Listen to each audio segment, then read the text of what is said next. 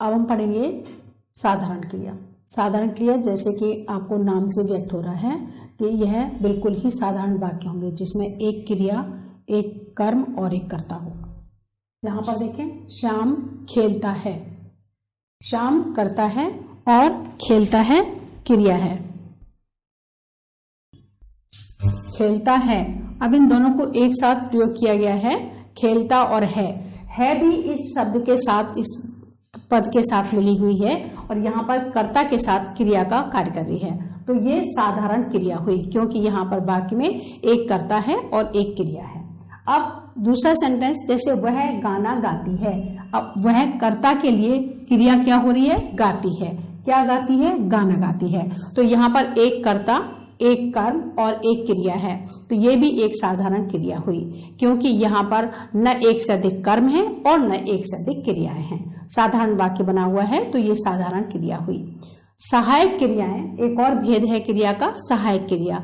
इस क्रिया का प्रयोग वाक्य को पूर्णता प्रदान करने के लिए और उसके काल को बताने के लिए अक्सर इस क्रिया का प्रयोग किया जाता है।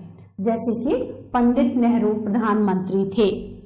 अब ये थे शब्द जो है, जो एक मात्र, यहाँ पर अगर हम थे का प्रयोग नहीं करेंगे तो यह वाक्य पूर्ण नहीं बनेगा।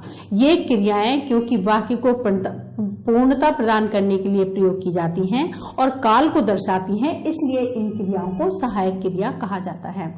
ऐसी क्रियाओं का प्रयोग हम मुख्य क्रिया के साथ भी करते हैं। जैसे मैंने कहा, काल को दर्शाने के लिए आपको अभी पढ़ाया था साधारण क्रिया, उसमें भी हमने खेलता है, ये जो है का प्रयोग किया है, या गाती है, यहाँ पर हमने मुख्य क्रिया के साथ प्रयोग किया है, जबकि यहाँ कोई क्रिया नहीं है। तो ये अंतर भी आप समझ लें। इसको मुख्य क्रिया के साथ प्रयोग करते हैं उसको काल दर्शाने के लिए, और जब इसको सिर्फ इसलिए प्रयोग किया जाता है कि वाक्य को पूर्णता प्रदान की जाए, तो ये दोनों जगह ही प्रयोग करते हैं, इसलिए इन क्रियाओं को सहायक क्रिया कहा जाता है। नेक्स्ट एक वाक्य है, कल शहीद दिवस मनाया था। अब यहाँ पर शहीद दिवस मनाया था, तब वो मनाया था होने की वजह से था जो शब्द का प्रयोग हुआ, उससे हमें पता लगा कि यह कार्य हो चुका है। पास्ट टेंस के लिए या भूतकाल के लिए हमने इसका प्रयोग किया है। तो यहाँ मनाया था, अब मनाया जा रहा था, हम ऐसे भी करेंगे तो वो रहा था भी सहायक क्रिया के रूप में प्रयोग होगा क्योंकि वो काल को दर्शाता है।